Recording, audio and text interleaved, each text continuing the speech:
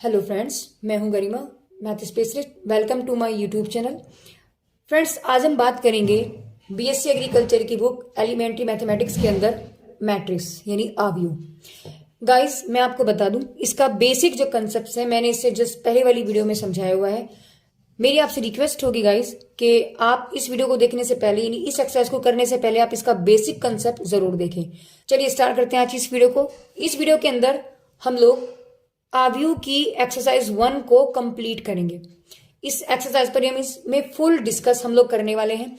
तो चलिए guys start करते हैं आज की इस वीडियो को। क्वेश्चन नंबर 1 में आपसे पूछा जा रहा है गाइस कि आपको जो गिवन मैट्रिक्स हैं यानी जो आपको ये आव्यूह गिवन है, इनमें पंक्तियों की और स्तंभों की संख्या। पंक्तियों को हम कहते थे रो और स्तंभों को हम कहते हैं कॉलम। ठीक है गाइस, तो मेरे मुंह से अक्सर हो सकता है कि इंग्लिश वर्ड निकले क्योंकि मेरे को इन्हीं की आदत है, तो आप इन सब चीजों का जरा ध्यान दें। तो देखिए, हमें इसके अंदर बताना है रो और कॉलम। गाइस, मैंने आपको वहां बताया था कि किसी भी मैट्रिक्स का जो साइज होता है वो m/n होता है। m का मतलब रो होता है, n का मतलब कॉलम होता है। तो यानी पहले मुझे रो को देखना है, फिर मुझे कॉलम को देखना है, बस इतना सा काम करना है। यही करती है, मैं इसका साइज का पता लग जाएगा। तो यहाँ यानी m/n होगा। तो m की वैल्यू क्या है, मैंने अभी आपको बताया रो है। तो रो इसमें कितनी है, रो होती है ये वाली 1 2 3, तो 3 तो इसके अंदर रो हो गई। ठीक है, और कॉलम कितना है, बस एक ही कॉलम है तो 1। तो यानी इसका साइज क्या हो गया गाइस, 3/1। ठीक है, इसमें चलते हैं। आपके पास रोज कितनी है इसमें, 1 2 3 4, यानी 4 तो रो हो गई। और कॉलम कितने हैं, बस एक, तो 4/1। देखो, अब इसको 1/4 नहीं लिखेंगे क्योंकि ये रूल है आपका। पहले तो आप लिखेंगे किसको, रो को, फिर आप लिखेंगे कॉलम को। तो पहली रो फिर कॉलम, यानी कि रो बाई कॉलम आता है। तो रो का साइज आपके पास 4 है और कॉलम का साइज आपके पास 1 है, तो 4/1 हो गया। इसकी बात करते हैं। तो देखिए 1 2 3, यानी रो तो हो गई इसमें 3 और कॉलम कितने हो गए, 1 2 3 4, तो 4। तो इस मैट्रिक्स का साइज कितना हो गया, 3/4। चलिए, आपसे गाइज मैंने आपको साइज तो बता दिया, साथ में इसमें इन्होंने आपसे पूछा था कि इसमें स्तंभ और कॉलम कितने हैं, मतलब पंक्ति और स्तंभ कितने हैं। तो देखिए, इसके अंदर अगर मैं बात करती हूँ गाइज, तो इसके अंदर रो कितनी हो गई, आपके पास 3 हो गई, और यहाँ पे कॉलम कितने हो गए, आपके पास 1 हो गया, है ना। ये क्या होता है आपके पास, रो का मतलब हो गया पंक्ति और कॉलम का मतलब हो गया स्तंभ। तो इसके अंदर आपके पास रो कितनी हो गई, आपके पास 4 हो गई, और कॉलम कितने हो गए आपके पास, 1 हो गया।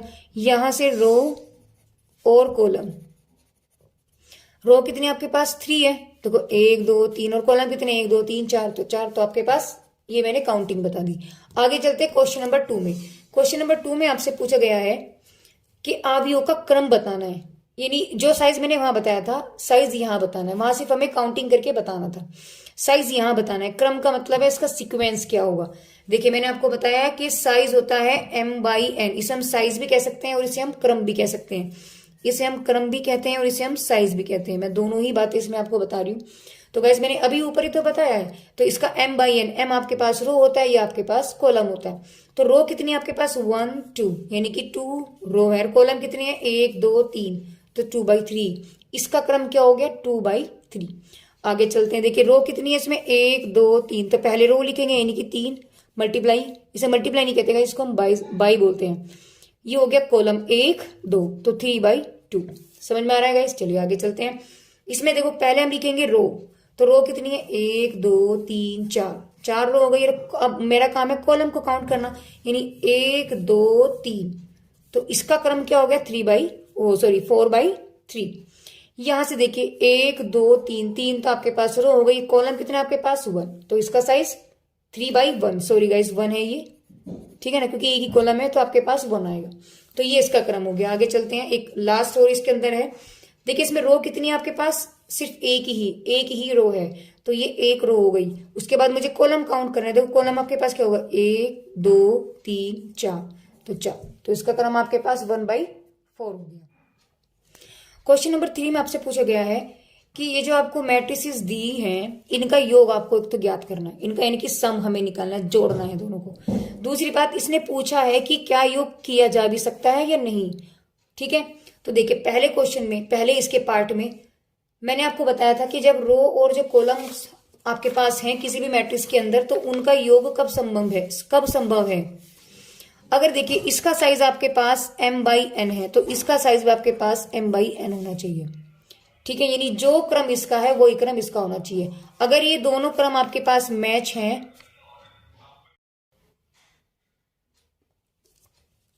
अगर ये दोनों क्रम आपके पास एक जैसे हैं, तो गाइस इनका सम और इनका घटा है ना, यानी कि सब्सट्रैक्शंस और इनका एडिशन दोनों पॉसिबल है, लेकिन इनका साइज एक होना चाहिए। सपोज करो एक आपके पास मैट्रिक्स ए है, उसका साइज आपके पास 2/3 है, तो बी का भी आपके पास 2/3 होना चाहिए। ये नहीं कि ये 3/2 हो जाए या 4/3 हो जाए, ऐसा कुछ नहीं। सेम जो ये है वही आपके पास ये होना चाहिए। तो बस यहाँ पर यही चीज आपको ध्यान रखनी है कि एडिशन के लिए और इनकी सब्सट्रैक्शंस के लिए, इसका मतलब जोड़ और घटा दोनों के लिए आपका मैट्रिक्स का जो साइज है वो सेम होना चाहिए, इनका जो क्रम होगा ना वो सेम होना चाहिए बस। तो यहां देखते हैं, पहले इसका क्रम देखते हैं कितना बैठेगा। हमें निकालना है इनका प्लस, है ना, सम निकालना है, तो पहले तो इनका हम यही चेक कर लेते हैं इनका क्रम कितना है। इसका हो गया 1 2, 2 तो रो हो गई और 2 ही कॉलम हो गए, तो आपके पास 2/2। इसका भी 1 2 यानी कि 2 रो और 2 ही कॉलम। देखो दोनों मैच हैं, इसका मतलब एडिशन पॉसिबल हो गया। ऐड करने के लिए देखो ये वाला एलिमेंट इसमें जोड़ दो, कितना हो गया 10। ये वाला एलिमेंट इसमें जोड़ दो, कितना हो गया 4। ये वाला एलिमेंट इसमें जोड़ दिया, हो गया 9।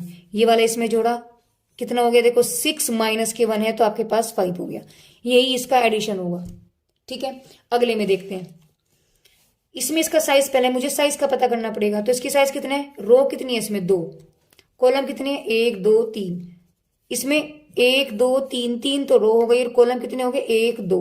देखो साइज मैच नहीं हो रहा, साइज मैच नहीं है, तो हम यहां लिखेंगे क्रम समान नहीं है,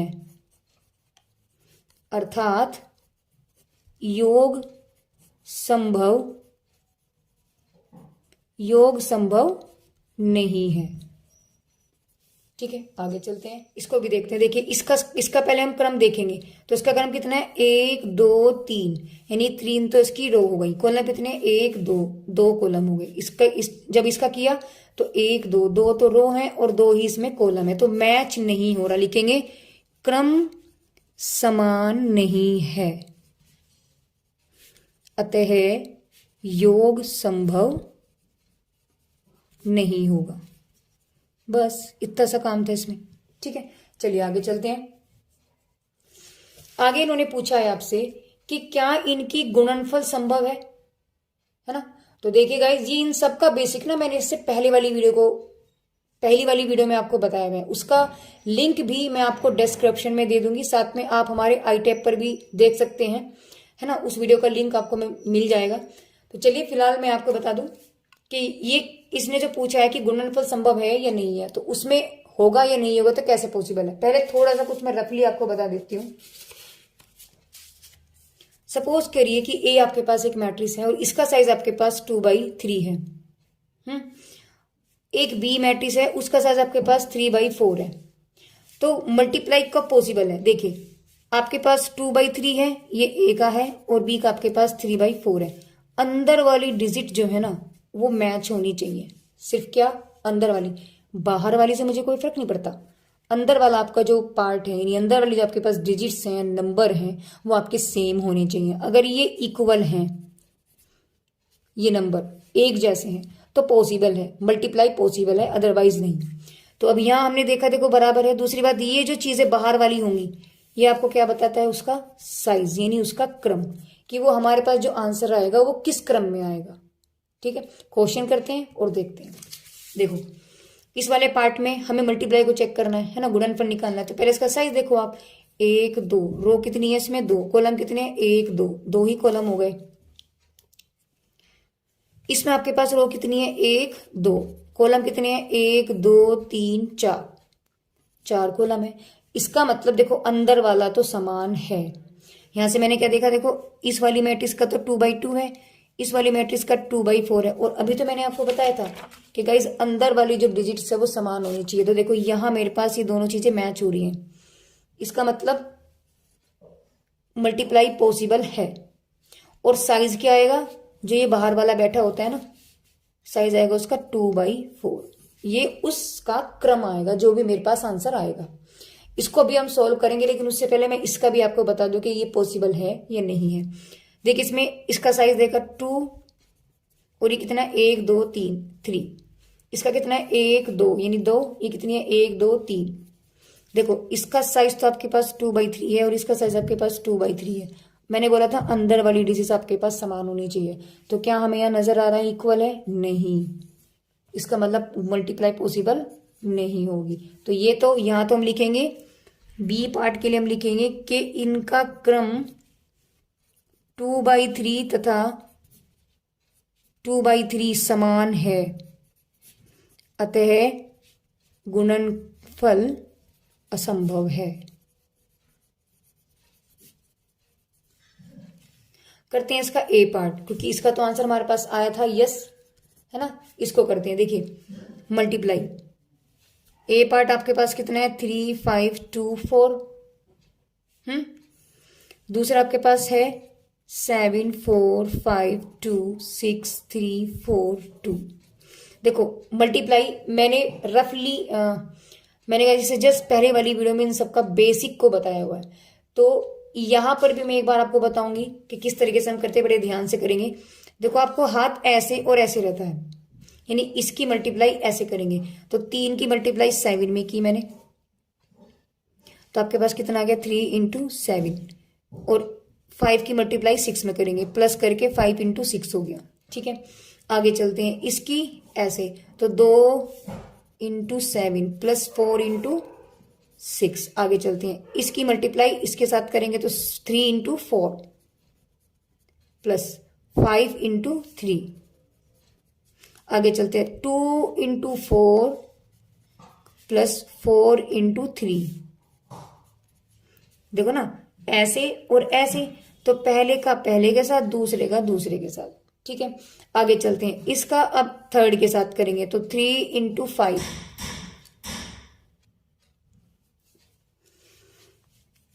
अब देखिए इसकी मल्टीप्लाई इसके साथ, यानी कि 3 × 5 5 × 4 5 × 4। अब इसकी इसके साथ, तो नीचे आया तो नीचे लिखेंगे 2 × 5 प्लस 4 × 4। आगे चलते हैं इसका इसके साथ, तो 3 × 2 प्लस 5 × 2। और ये इसकी इसके साथ, तो 2 × 2 प्लस 4 × 2। तो ये आपके पास आया, तो यहां से आपके पास क्या बन गया, यानी आपके पास बन गया 3 × 7 21, तो ये हो गया 5 × 30 ये हो गया।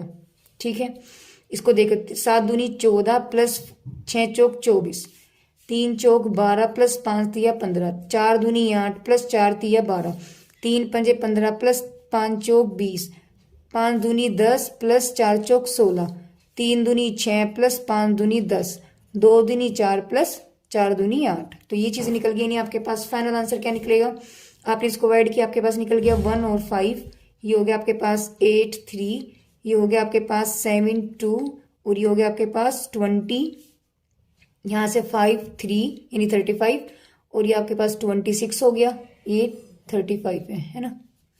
ये देखिए ये आपके पास 16 और ये आपके पास 12। अब साइज भी देख लेते हैं, देखो यही आया ना हमारे पास, इसका साइज था 2/2 और ये था 2/4। तो अंदर वाले तो मुझे साइज वो बताते कि मल्टीप्लाई होगी या नहीं होगी, और बाहर वाला साइज, तो बाहर वाला आपके पास क्या निकला 2/4। और देखो 2 रो ही है ना, और 4 कॉलम, यानी 1 2 3 4 4 कॉलम। देखो इसी साइज में अपने आप आ गया। ठीक है, आगे चलते हैं गाइस। देखिए अब आपको क्वेश्चन नंबर 5 में क्या दिया गया कि विकर्ण आव्यूह किसे कहते हैं, और वर्ग आव्यूह, रिक्त आव्यूह, स्केलर आव्यूह की परिभाषा दीजिए। देखो मैं दोनों चीजें, हालांकि मैंने इसे जस्ट पहले वाली वीडियो में आपको बताया था, लेकिन मैं आपको बुक में भी बता दूं कि ये कहाँ है। देखिए बुक में, देखिए बुक के अगर मैं बात करती हूँ, देखो आव्यूह के प्रकार, तो आपसे क्या पूछा गया गाइस, विकर्ण आव्यूह। और ये तो देखो ये सारी आव्यूह है, ये आपको याद करनी है। मैं आपको बता दूं ये सब चीजें ना इंपॉर्टेंट है आपके लिए। तो ये आपके पास जो है किसी भी तरीके से आ सकता है, तो पेपर में जरूरी नहीं है कि ये क्वेश्चन आए आपके। ये पूछा जा सकता है कि आव्यूह के प्रकार क्या होंगे, पूछा जा सकता है कोई सी भी एक मैट्रिक्स को उसका डेफिनेशन पूछ लेंगे, है ना। तो जिस तरीके से आप पूछा, तो यहाँ आपसे जो पूछा गया विकर्ण आव्यूह के बारे में पूछा है, तो देखिएगा इस विकर्ण आव्यूह ये रहा, है ना, जिसमें विकर्ण पर ही एलिमेंट होते हैं, आगे पीछे सब जीरो होती हैं। ठीक है, वो आपके पास विकर्ण आव्यूह होता है। अच्छा जी, चलिए आगे। इन्होंने दिया है स्केलर, आपको वर्ग आव्यूह दिया है, तो देखिए वर्ग आव्यूह ये रहा, जिसका साइज यानी m और n, यानी m/n होता है ना साइज, तो m और n दोनों आपके पास बराबर होते हैं। m और n दोनों बराबर होते हैं, यानी कि रो भी उतनी होंगी, कॉलम भी उतने होंगे, तो वो आपके पास वर्ग आव्यूह बनेगा। आगे आपके पास है रिक्त आव्यूह। रिक्त आव्यूह का मतलब है, देखिए, यानी कि शून्य आव्यूह, जिसके सारे एलिमेंट कितने होंगे, 0 0 होंगे। तो यह डेफिनेशन आपको जो लिखना ना गाइस, वो आप बुक में से देखेंगे। आगे चलिए, स्केलर। स्केलर का मतलब हुआ आपके पास अदिश, स्केलर अदिश। तो कोई सब नाम भी याद होने जरूरी है, पता नहीं किस नाम से पूछ लिया जाए आपसे, है ना। तो यहां आप लिखेंगे कि विकर्ण में आपके पास सेम एलिमेंट रहते हैं। देखो 2 2 2 3 3 3 4 4 4 कुछ भी, है ना। डेफिनेशन को आप यहां से पढ़ लीजिएगा, जो मैंने बताया वो डेफिनेशन में लिखा है। अब आगे चलते हैं। क्वेश्चन नंबर 7 में आपसे पूछा गया है इसकी a+b निकालना है। अभी तो मैंने बताया था कि a+b का मतलब है उनके क्रम को मुझे चेक करना पड़ेगा, वो सेम होना चाहिए। इनका क्रम सेम होगा तो एडिशन पॉसिबल होगा। तो यहां से हम लोग क्या करेंगे, इसका हम पहले क्रम चेक करेंगे। तो देखो क्रम कितना है इसका, 2 कितनी है रो, 2, कॉलम कितने हैं इसके पास, 2, है ना। यहां पर भी कितने आपके पास, 2 तो रो है, 2 ही इसके पास कॉलम है। इसका मतलब पॉसिबल है इसकी एडिशन। तो जब हम यहाँ पर a+b निकालेंगे तो आपके पास क्या बनेगा, 4 2 3 -1 प्लस में 3 2 -7 1। तो जब मैंने इसका एडिशन किया तो इसको तो इसमें जोड़ दो, कितना हो गया 10, इसको इसमें जोड़ दो तो 2 माइनस के साथ यानी -5, 3 और 2 कितना हो गया 5, माइनस का 1 प्लस का 1, देखो माइनस का 1 प्लस का 1 यानी कितना आ गया आंसर आपके पास 0। तो बस ये इसका आंसर होगा, है ना। आगे चलते हैं। आगे इन्होंने a+b भी पूछा और a-b भी पूछा है, सेम प्रोसेस है। पहले तो इसका हम क्या साइज चेक करते हैं, कितना है 2/3, इसका भी कितना है 2/3, यानी कि दोनों चीजें हो सकती हैं। तो पहला मेरा काम है a+b को निकालना। तो हम लोग क्या करेंगे, यहां से देखिए, ये पहला लिखा 3 4 -2 2 3 6 प्लस मैंने इसमें किया 2 1 4 3 6 2। एडिशन का मतलब हुआ पहला एलिमेंट पहले में जोड़ दो तो 5 हो गया, ये वाला एलिमेंट इसमें जोड़ दो तो भी 5 हो गया, ये वाला एलिमेंट इसमें जोड़ा तो 4 में से 2 गए, आपके पास 2 हो गया। 2 और 3 कितने हो गए, ऐड कर रहे हैं ना हम लोग, तो ऐड करने के बाद आपके पास बनेगा -1। 3 और 6 9 हो गए, 6 और 2 8 हो गए। तो ये इसका आंसर आ गया। आगे में निकालना है माइनस। तो देखिए माइनस का मतलब हुआ कि 3 4 -2 2 3 6 -2 1 4 3 6 2। देखिए इसमें से ये गया, यानी कि 3 -2 और 4 में से 1 गया, 4 -1 -2 -4, है ना। इसका इसके साथ होगा, इसका इसके साथ, यानी कि 2 -3 3 -6 और 6 -2। तो यहां से आपके पास आंसर क्या बन गया, देखिए a-b आपके पास क्या आंसर आ जाएगा, 3 में से 2 गया 1 बन गया, है ना। 4 में से 1 गया 3 आ गया, सॉरी 1 तो मैंने लिखा ही नहीं, 1 हो गया। -2 -4 -6, 2 में से -3 यानी कि -1, ये प्लस का 1 है यहाँ पर, है ना। 3 में से 6 गए यानी उल्टा हो गया, -3 हो गया। 6 में से 2 गया तो 4। तो ये आपके पास माइनस आया और ये आपके पास प्लस आया। चलिए आगे चलते।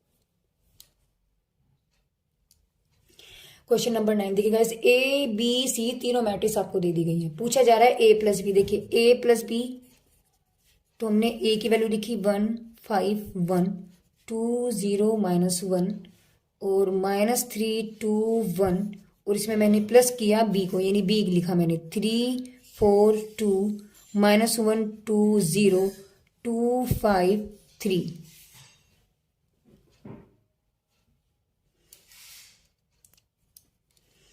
तो हमें क्या करना है गाइस, इसमें ऐड करना है, नहीं ये वाला इसमें ऐड हो जाएगा। तो 1 और 1 कितना हो गया गाइस, 1 और 3 4, 5 में 4 जोड़े 9 हो गए, 1 में 2 जोड़ा 3 हो गया। इधर से 2 में 1 जोड़ा, जोड़ने का मतलब यहाँ देखो 2 क्या बैठेगा आपके पास, 2, देखो ना मैं आपको बताती हूँ, देखो 2 और प्लस -1 यानी कि 2 -1 कितना आ गया आपके पास 1। आगे 0 में 2 जोड़ा तो 2 आ गया, -1 और 1, देखो -1 + 0 यानी -1 हो गया।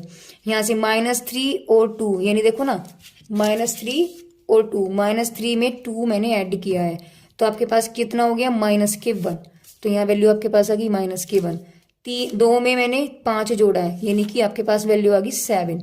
1 और 3 4, ये आपके पास क्या निकल गया, एडिशन।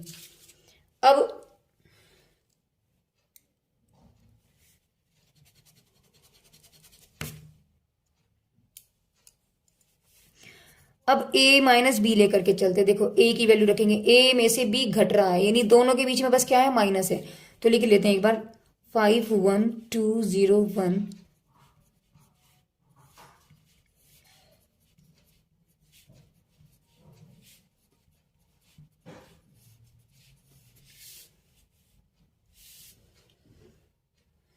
देखो माइनस जब हम करेंगे तो 1 में से 3 गया, देखिए 1 माइनस 3 यानी माइनस के 2।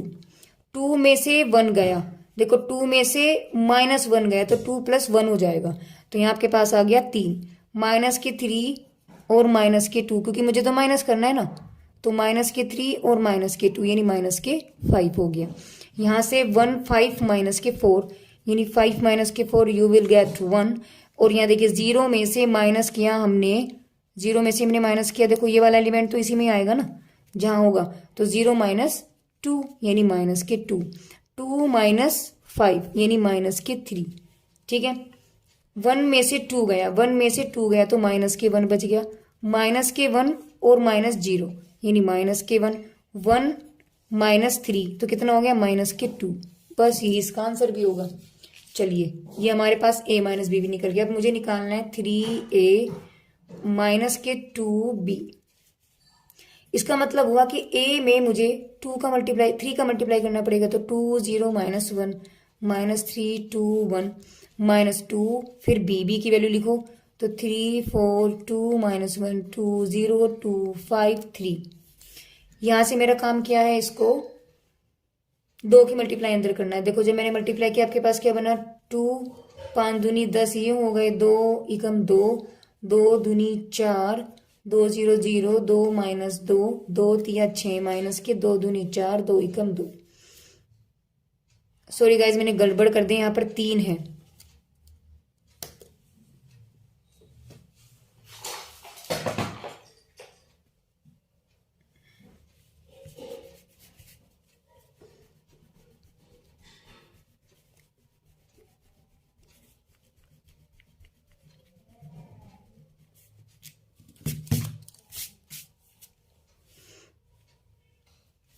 तो जब यहाँ 3 था गाइस, देखो आपके पास बनेगा 3 की मल्टीप्लाई, तो 3 हो गया, 3 पंजे 15 3 एकम 3 3 दूनी 6 3 0 0 3 माइनस 3 और 3 3 3 9 माइनस के 9 3 दूनी 6 3 एकम 3 प्लस। अब हमें 2 का मल्टीप्लाई इसके अंदर करना है, तो 2 3 6 2 चौक 8 2 दूनी 4 2 माइनस के 2 2 दूनी 4 2 0 0 2 दूनी 4 2 पंजे 10 और 2 3 6 हो गया। अब मेरा काम है दोनों को ऐड करना, तो 3 में 6 जोड़ा आपके पास 9 आ गया, 15 में 8 जोड़ा 23, 3 और 4 7 हो गया, 6 माइनस 2, देखो मुझे तो 6 में प्लस करना था माइनस के 2, तो 6 माइनस 2 हो गया यानी कि 4, ठीक है ना। 0 में 4 जोड़ा 4 आ गया, माइनस सॉरी गाइज यहाँ माइनस था, ओहो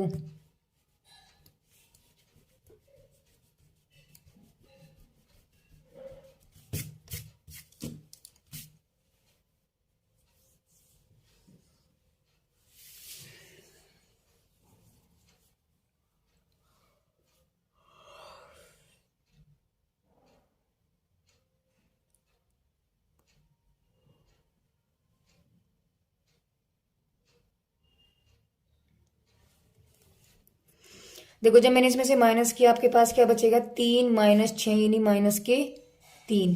15 में से 8 गए, 5 और 3 7, 3 में से 4 गया माइनस का 1, 6 में से 2 गए, देखो 6 में से माइनस 2, देखिए 6 में से माइनस 2, तो माइनस माइनस प्लस हो गया, तो 6 प्लस 2 बचेगा आपके पास, हो गया 6 और 2 8। 0 में से 4 गए यानी माइनस के 4, माइनस के 3 और प्लस के 0, सॉरी माइनस के 3 माइनस के 0 तो माइनस के 3, माइनस के 9 और माइनस के 4 तो माइनस के 13, 6 में से माइनस कर दो 10 तो -4, 3 -6 यानी -3। तो ये आंसर जो आपके पास निकलेगा गाइस वो 3a - 2b का आएगा। आगे हमसे पूछा है 3a - b + 2c। देखिए बिल्कुल इसी तरीके से काम हम लोग काम करने वाले हैं, यानी 3 की तो a में मल्टीप्लाई, तो a की वैल्यू हम लिख लेते हैं गाइस। a का मान आपके पास है 151 2 0 -1 -3 2 1, ठीक है ना। फिर आपके पास माइनस b की वैल्यू लिखो, b की वैल्यू है 3 4 2 -1 2 0 2 -1 3। आगे आपके पास है +2 और c की वैल्यू आपके पास है 4 0 1 1 3 -2 2 3 3। ये आपको गिवन है वैल्यू सारी, ये a b c सारी वैल्यू आपको क्वेश्चन में गिवन है, ठीक है। कभी आप सोच रहे मैंने कहाँ से लिख लिया। अब मेरा काम है इसमें अंदर मल्टीप्लाई करना।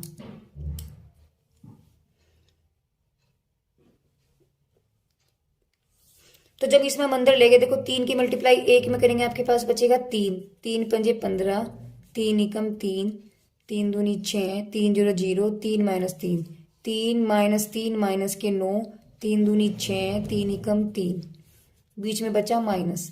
देखो 3, इसमें तो हमें कुछ करना ही नहीं, इसमें तो कुछ भी नहीं था, तो बस ये तो ऐसे ही रहेगा 4 2 -1 2 0 2 5 और 3 +2 की मल्टीप्लाई सी में करनी है हमें। तो आपके पास क्या बचेगा 4 दूनी 8 0 2 2 एकम 2 2 तिया 6 2 दूनी 4 माइनस के 2 दूनी 4 2 तिया 6 और 2 तिया 6।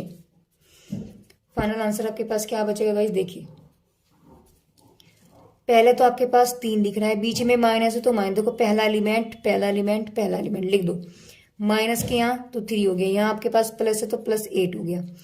15 4 0, तो 15 -4 +0 3 2 2, तो 3 यहाँ आपके पास माइनस है तो -2 और प्लस के 2 6 -1 और 2, देखो 6 बीच में माइनस है, ये माइनस इसको प्लस कर देगा और प्लस के 2 0 माइनस, देखो 0 2 और 6, तो 0 माइनस के 2 प्लस का 6 -3, फिर -0 और आपके पास प्लस का मतलब है प्लस माइनस -4 हो गया, है ना। आगे चलते हैं, देखिए माइनस के 9 और माइनस के 2 हो गया और प्लस के 4 हो गया। यहाँ से 6 लिखेंगे, देखो 6 5 और 6, तो 6 बीच में आपके पास माइनस है तो माइनस के 5 हो गया, 6 माइनस के 5 और प्लस के 6। आगे 3 3 6, तो 3 -3 प्लस के 6, ये आपके पास यहाँ बचेगा। तो आपके पास फाइनल आंसर देखो 3 से 3 कट गया, पहले कर लेते हैं सोल्व जो कर सकता हो, ये इससे कट गया, तो आपके पास सिर्फ ये बचेगा। अब देखिए यहाँ 2 से 2 भी कट गया, देखिए यहाँ आपके पास बचा 8, 5 में से 15 में से 4 गए 11, यहाँ आपके पास 3 बचता है, यहाँ आपके पास कितना हो गया 3, तो ये हो गए और 6 9 हो गए, 6 में से 2 गए 4, माइनस के 3 और माइनस के 4 माइनस के 7, माइनस के 9 माइनस के 2 माइनस के 7 और माइनस के 7 प्लस के 4 देंगे आपकी वैल्यू माइनस के 3। देखिए 6 6 12, 12 में से 5 गए, बचते हैं आपके पास 7 और यहाँ आपके पास 6।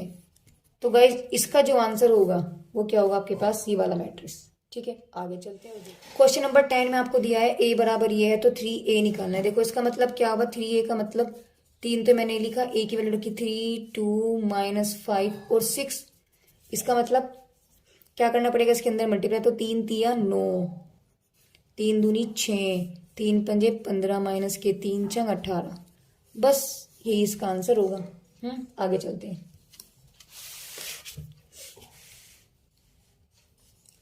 क्वेश्चन दिया है a बराबर ये b बराबर है, तो हमें a b निकालना है। देखो a b, तो पहले हम a को लिखेंगे 4 5 6, ठीक है ना, फिर लिखेंगे b को, b की वैल्यू क्या आपके पास 2 3 माइनस के 1। अब जरा देखिए,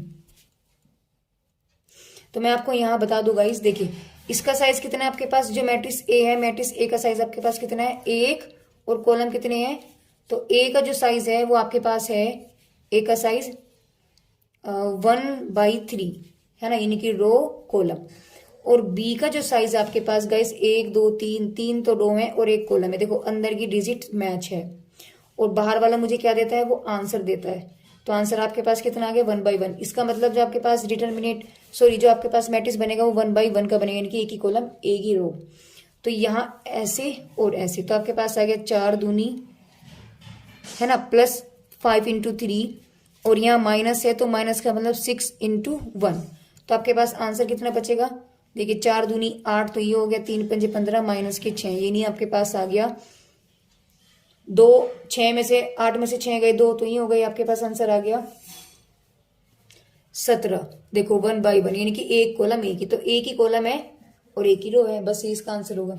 आगे चलते हैं और उसको सोल्व करते हैं। देखिए इसका मान निकालना, इसका मतलब इसकी हमें मल्टीप्लाई करनी है। इसका साइज कितना आपके पास 1 2 3 यानी कि 3/1। इसका साइज कितना आपके पास यानी 1/3। तो यहां से मुझे इतना तो पता लग गया कि 3/1 और 1/3 अंदर वाली डिजिट्स मैच हैं। इसका मतलब क्या हुआ, मल्टीप्लाई तो हो जाएगा, लेकिन आंसर कौन सा आएगा आपके पास 3/3। तो यहां से जब मैंने मल्टीप्लाई किया, देखिए आंसर आपके पास आएगा 3/3। हम ऐसे लिखेंगे इसको 3/3, ठीक है। पहली रो पहला कॉलम तो 2 × 4 हो गया। दूसरी रो पहला कॉलम 3 × 4 हो गया। पहली रो और तीसरी रो पहला कॉलम माइनस के 1 × 4 हो गया। ऐसे इसकी मल्टीप्लाई इसमें करेंगे तो 2 × 5 हो गया, और इसकी इसमें करेंगे तो 3 × 5 हो गया, ऐसे -1 × 5। अब इसकी 6 में करेंगे तो 2 × 6 हो गया, और 3 × 6 हो गया, -1 × 6 हो गया। तो ये आपके पास गाइस 3/3 है। इसको यहां से हटा देते हैं, तो यहाँ से वाली चीज आ गई। आपके पास फाइनल आंसर क्या बनेगा, 3 4 दूनी 8, 3 चौक 12, -4 10 15 -5 12 18 और -6। तो आपके पास जो आंसर होगा ना इसका गाइस वो ये होगा। आगे चलते हैं, बढ़ते हैं। क्वेश्चन नंबर 13 में देखिए आपसे क्या पूछा जा रहा है। एक आपको मैट्रिक्स दिया जा रहा है, उसमें पूछा जा रहा है कि इसका वर्ग निकालो और घन निकालो। देखो मैट्रिक्स ए, मैंने इसको ए मान लिया है ना। अब ए मानने के बाद क्या होता है, इसको हमें क्या निकालना है, वर्ग निकालना है। वर्ग का मतलब A² निकालना है। तो A² को हम कैसे कर सकते हैं गाइस, ए के साथ अगर मैं प्रोडक्ट कर दूं, ठीक है। तो मैंने ए लिखा, दूसरा भी मैंने ए लिखा। अब जैसे हम पहले काम करते आते सेम इसे में भी वही काम करेंगे। तो ऐसे और ऐसे, तो 2 × 2 -1 × 0 और 1 × 1, देखो ये लाइन, ठीक है। उसके बाद ये और ये, यानी 0 × 2 1 × 0 और 2 × 1, ये देखिए लाइन, समझ में आ रही है आपको। उसके बाद तीसरी रो पहला कॉलम, तो 1 × देखो 1 × 2 0 × 0 1 × 1, तो 1 × 2 0 और 1 × 1, समझ में आ रही बात। तो इस तरीके से गाइस हमने इसका ये प्रोडक्ट किया। करने के बाद हमने इसको सोल्व किया। आप स्क्रीनशॉट ले सकते हैं यहाँ से, ठीक है, और स्क्रीनशॉट लेकर के आप इसको सोल्व कर सकते हैं, कोई प्रॉब्लम नहीं है। आप मेरी वीडियो को देखिए, यहाँ से आप पॉज कीजिए, आप वीडियो को पॉज कीजिए, और पॉज लेने के बाद में यहाँ से उसका आप मेरी वीडियो को गाइस पॉज कर सकते हैं। पॉज करके आप यहाँ से इसका स्क्रीनशॉट ले सकते हैं। तो किस तरीके से मैंने इसको सोल्व किया, मेथड वही है जब तक हम करते आ रहे हैं। सिर्फ कैलकुलेशन आपको पास मिल जाएगा, आपको सिर्फ कैलकुलेशन मिल जाएगा और कुछ नहीं है। तो यहाँ से मैंने सेम प्रोसेस इसमें भी किया, इसमें भी किया, है ना। मैं फिर से एक बार बता देती हूँ, रिपीट मैं करती हूँ। देखिए अब पहली रो का दूसरा कॉलम, तो देखिए -2 -1, तो देखो माइनस मैंने इसमें लगा दिया ना कि इसमें, तो मैंने स्टार्टिंग में लिख दिया था, इसमें कोई गड़बड़ नहीं है। माइनस इसमें लगा तो इसमें लगा, तो प्रोडक्ट तो फिर भी वही सेम आएगा। तो 2 × -1 -1 × 1 और 1 × 0, देखिए ये हो गया। ऐसी इसकी मल्टीप्लाई मैंने इसमें, अब सॉरी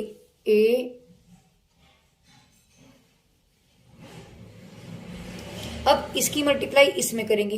तो देखो 2 × 0 आ गया, ये 1 आ गया और ये 2 आ गया, ठीक है। यहां से इसकी मल्टीप्लाई इसके साथ करेंगे। अभी तो इसी की मल्टीप्लाई होनी है। अब इसकी मल्टीप्लाई इसके साथ करेंगे। देखो सेकंड रो का तीसरा कॉलम, तो सेकंड रो का तीसरा कॉलम,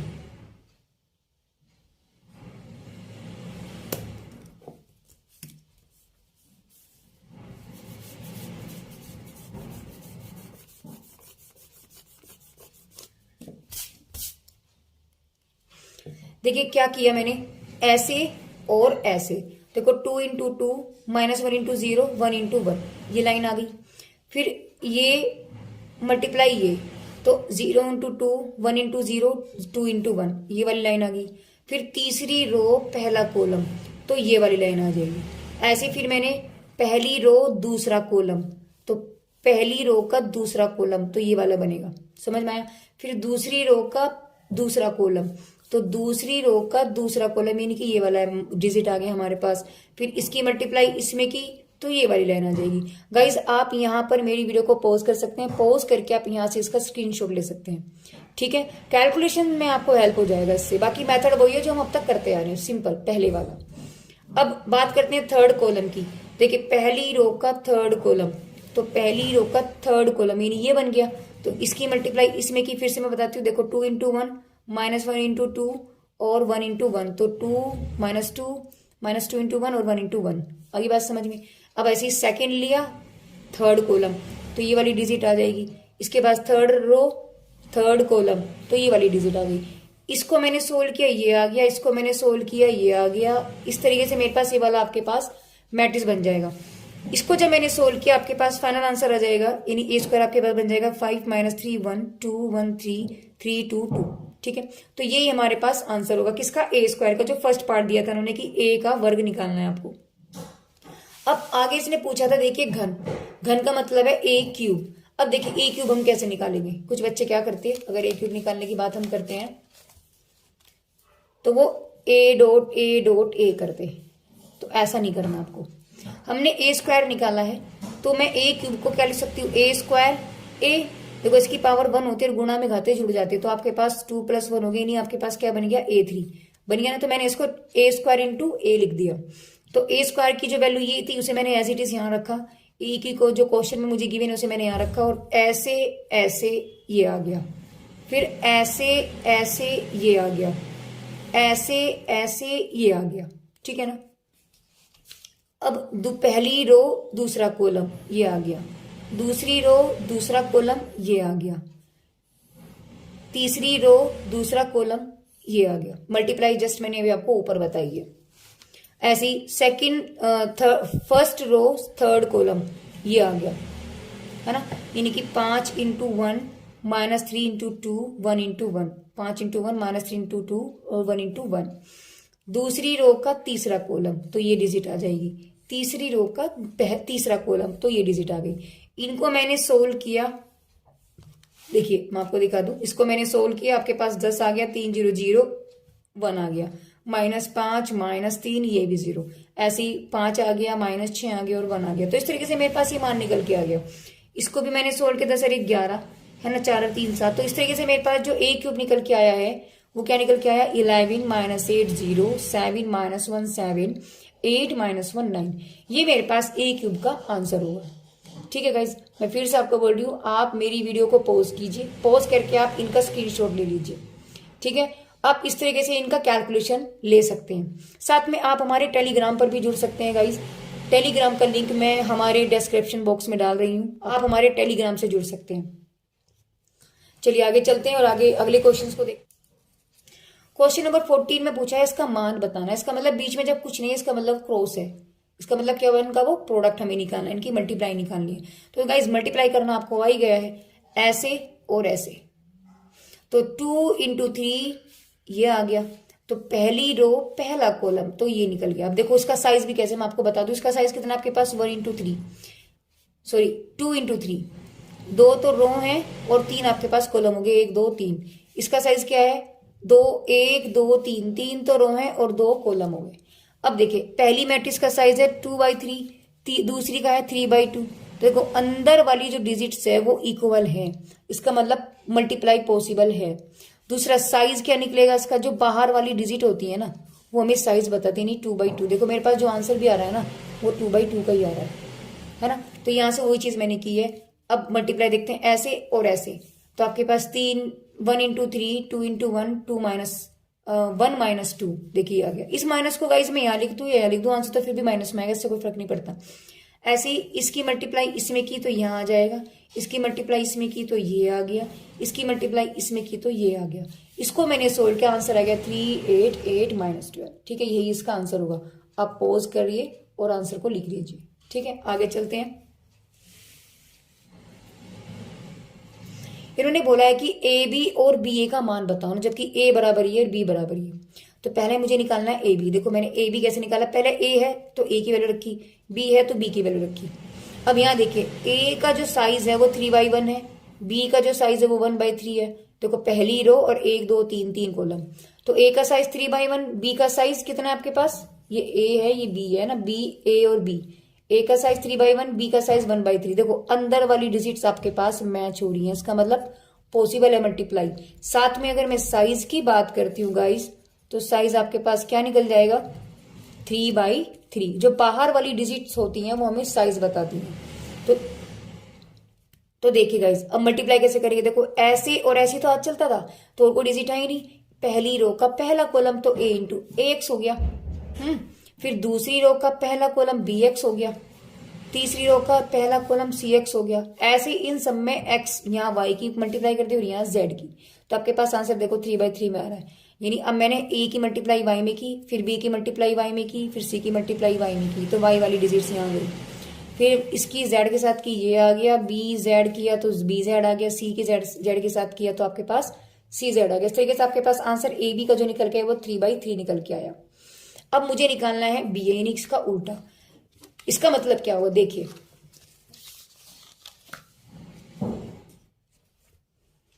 बी ए निकालना, तो देखो बी का साइज क्या कह रहा है आपको 1/3 और ए का साइज क्या कह रहा है आपको 3/1। देखो अंदर की डिजिट्स मैच हैं, इसका मतलब पॉसिबल है मल्टीप्लाई करना।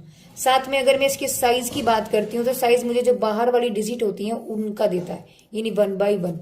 ये आपके पास इसके आंसर में आएगा, यानी कि इसका जो साइज होगा, जो आंसर होगा वो किस में होगा, 1/1 में होगा, यही इसके आंसर का साइज भी होगा। तो यहां से जब पहले बी और ए, का मतलब पहले मैंने बी को लिखा फिर मैंने ए को लिखा, तो पहले बी लिखा फिर मैंने ए लिखा, ऐसे और ऐसे। तो देखो कैसे किया, ए की एक्स में ए एक्स हो गया, बी की वाई में प्लस, देखो प्लस करते ना ऐसे और ऐसे प्लस करते हैं, तो आपके पास A X B Y Z C, तो बस प्लस हो गया। अभी इससे ज्यादा सोल्व नहीं हो सकता, तो एक रो और उसका एक ही कॉलम, तो 1/1 आ गया, ये इसका आंसर होगा। आगे चलते हैं गाइस और बढ़ते हैं अगले क्वेश्चन की तरफ। क्वेश्चन नंबर 60 में देखिए ए दे दिया आपको, बी दे दिया। क्वेश्चन नंबर 16 में देखते हैं गाइस, 16 में आपको क्या दिया गया, ए और बी की वैल्यूज आपको दे दी, यानी दो मैट्रिक्स आपको दे दिया, साथ में इन्होंने पूछा ए बी। तो ए बी को निकालने से पहले मुझे चेक करना पड़ेगा क्या इनका ऑर्डर है ऐसा कि इनकी प्रोडक्ट हो सकती है। तो यहां मैंने क्या किया, देखो ए का साइज मैंने निकाला, 2 रो है 3 कॉलम है, 1 2 3 कॉलम है, तो इसका साइज हो गया 2/3। इसका साइज देखते हैं, देखो 1 2 3 यानी कि 3 रो और 1 2 3 ही कॉलम। यहां तक बात समझ में आई। देखिए ए का जो साइज है आपके पास 2/3 है, बी का जो साइज है वो 3/3 है। तो यानी अंदर वाली डिजिट्स तो आपके पास इक्वल है, और इक्वल है इसका मतलब इनका प्रोडक्ट तो पॉसिबल है। ठीक है बात, यानी मल्टीप्लाई तो इनकी पॉसिबल है। साथ में अगर मैं बात करती हूँ गाइस साइज की, तो जो बाहर वाली डिजिट होती है ना, ये हमें क्या बताती है इसके साइज को लेकर के, तो साइज का आएगा 2/3। तो आंसर जो मेरा आएगा वो 2/3 में आएगा। जो इनकी मेरे पास जो मैट्रिक्स बनेगी वो 2/3 की बनेगी। अब देखिए क्वेश्चन को कैसे किया हमने, ए बी दिया, यानी पहले मैंने ए को लिखा फिर मैंने बी को लिखा। प्रोडक्ट सेम है जैसे अब तक हम पहले करते आ रहे हैं। तो देखो इसकी मल्टीप्लाई इसमें, तो 1 × 2 2 × -3 3 × 4 ये लाइन आ गई। इसकी अब सेकंड रो पहला कॉलम, देखो 4 × 2 -3 -5 6 × 4 ये वैल्यू आ गई।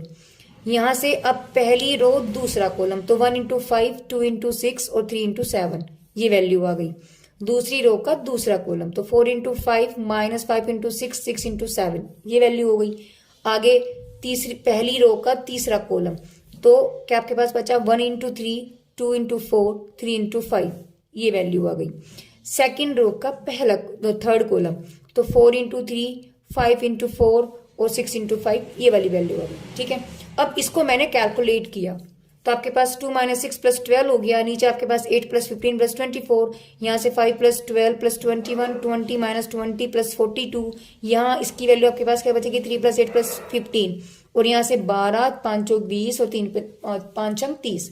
इसको जब मैंने सोल्व किया 8 आ गया 38 26 47 32 22। तो आपके पास ए बी की जो वैल्यू निकल के आई वो ये वाला आंसर आएगा। देखो और आंसर भी देखो, 2 रो है और 3 कॉलम है। तो मैंने आपसे बोला भी था कि आंसर किस वे में आएगा गाइस, 2/3। देखो आंसर भी किस में आया आपके पास, 2/3 में। आगे चलते हैं क्वेश्चन नंबर 17 की तरफ।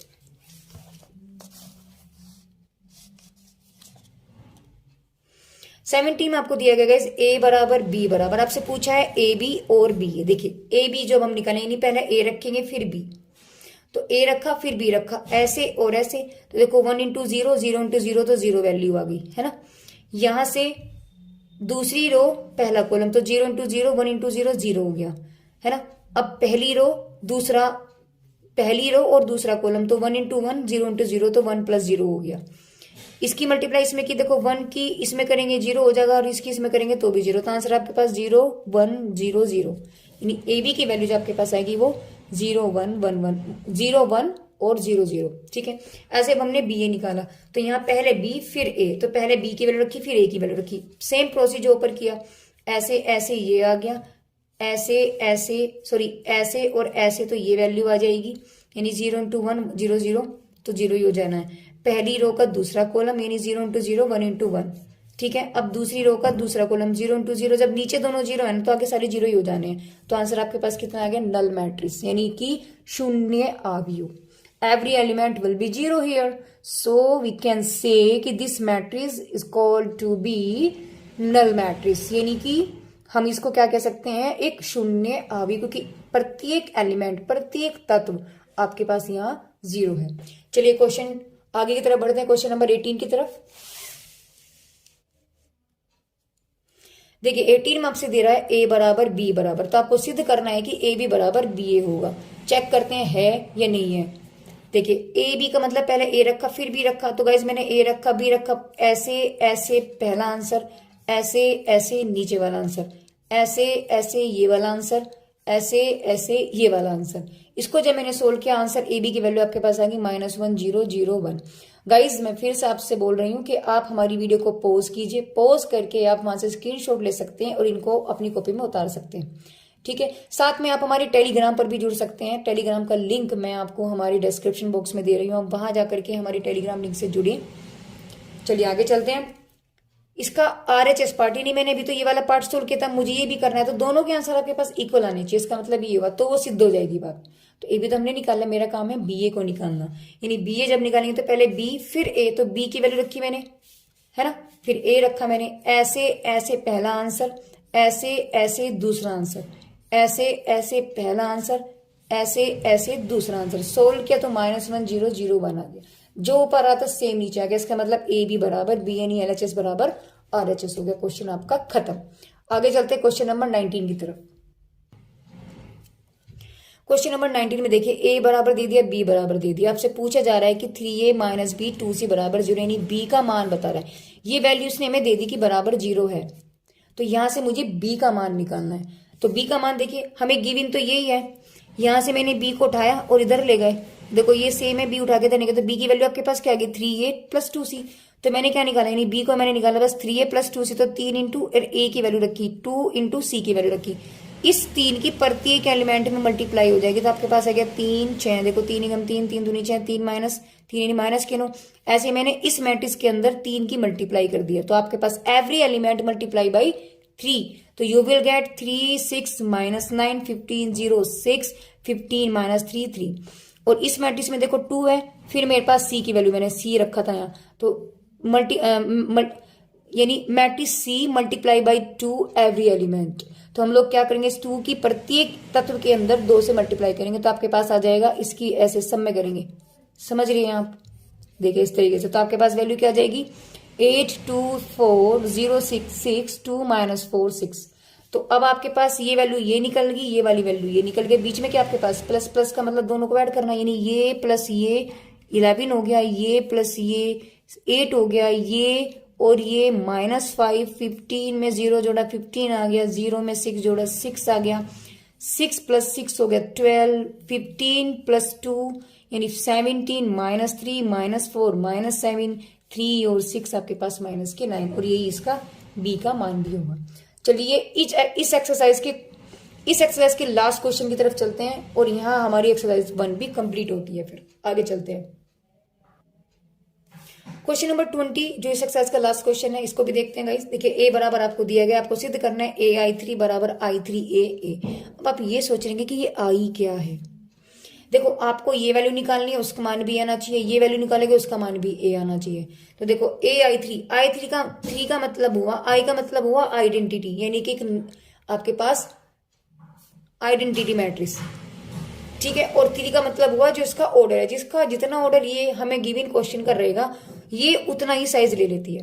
अगर मेरे पास ए का साइज ही मेरे पास 2/2 की होती है, अगर ए मैट्रिक्स मेरे पास 2/2 की होती है, तो मैं आई को क्या लेती I2, यानी कि वो भी 2/2 का होता है। तो देखो I3 ए की वैल्यू मैंने रखी, I3 मेरे पास क्या बना, देखो एक हमारे पास ही आइडेंटिटी मैट्रिक्स होता है, और आइडेंटिटी मैट्रिक्स क्या कहता है कि जो डायगोनल होते हैं उसमें वैल्यू सिर्फ ओनली 1 होती है, ऊपर नीचे वैल्यू सब 0, ठीक है। तो यहाँ आपके पास आई निकल गया। अब मैंने क्या किया, इसकी मुझे मल्टीप्लाई करनी है। देखो ऐसे और ऐसे, देखो आगे की दोनों वैल्यू 0 है, इसका मतलब ये 0 हो जाएंगी, सिर्फ 2 रह जाएगा। आगे चलते हैं, ऐसे और ऐसे, देखो आगे की दोनों वैल्यू 0 है, तो ये दोनों 0 होते चले जाएंगे। अगर मैं पहले कॉलम से करूं तो आपके पास 1 3 बन जाएगा सेम। ऐसे जब मैं इसके साथ करूंगी तो किनारे वाले 0, यानी कि ये 0 ये 0, सिर्फ 4 बचेगा। तो जब हम यहाँ लिखेंगे तो देखो ऐसे ऐसे, ये आंसर आ गया,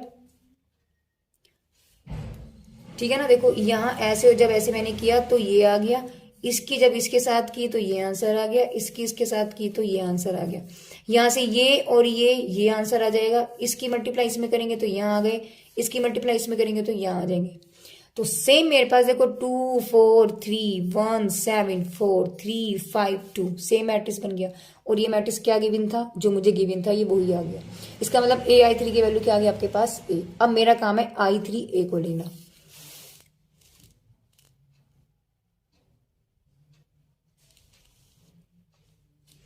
I3 ए, इसका मतलब पहले आई को लिखेंगे फिर ए को लिखेंगे। देखो ऐसे और ऐसे, तो देखो आगे की दोनों वैल्यू 0 है, तो ये दोनों 0 हो जाएंगे। तो वही बात है, इसकी मल्टीप्लाई इसमें यहाँ आ जाएंगे, इसकी मल्टीप्लाई इसमें ये आ गया, इसकी मल्टीप्लाई इसमें यहाँ आ गए, इसकी मल्टीप्लाई इसमें किया ये डिजिट आ जाएगा, इसकी मल्टीप्लाई इसमें करेंगे तो ये आ जाएगा, इसकी मल्टीप्लाई इसमें करेंगे तो यहाँ आ गए, ये मल्टीप्लाई ये यहाँ, ये मल्टीप्लाई ये यहाँ, ये मल्टीप्लाई ये यहाँ, और ये लास्ट में। तो देखो आपके पास 0 0, सिर्फ आपके पास 2 4 3 1 7 4 3 5 2, यानी सेम मैट्रिक्स बन गया। जब आपने लिखा यहाँ आपके पास गाइस 2 है, ये 2 आ गया। तो अब मैंने देखा ये मैट्रिक्स किसके बराबर है, जो गिवन क्वेश्चन था वही तो वैल्यू आ गई मेरे पास, तो ये वैल्यू ए की है, यानी I3 ए भी आपके पास ए बन गई, यानी AI3 भी ए बना और I3 ए भी ए बना। इसका मतलब दोनों आपके पास इक्वल होगी, तीनों की वैल्यू यानी दोनों की वैल्यू आपके पास ए आ गई। तो गाइज यहाँ हमारी एक्सरसाइज जो आव्यू, तो गाइज यहाँ पर चैप्टर आव्यू यानी मैट्रिक्स की एक्सरसाइज 1 कंप्लीट होती है। तो गाइज आपको हमारी वीडियोस कैसी लग रही हैं, हमारे मेथड आपको समझ में आ रहे हैं या नहीं आ रहे, प्लीज कमेंट बॉक्स में कमेंट करके जरूर बताइएगा। आपके कमेंट से हमें मोटिवेशन मिलता है, हम लोग अंदर से एक भावना निकलती है कि हम आपके लिए कुछ और बेहतर करें। तो प्लीज आप कमेंट करके हमें जरूर बताइएगा। साथ में वीडियो अच्छी लगे तो उसे लाइक कीजिएगा और शेयर कीजिएगा। Thank you for watching my video.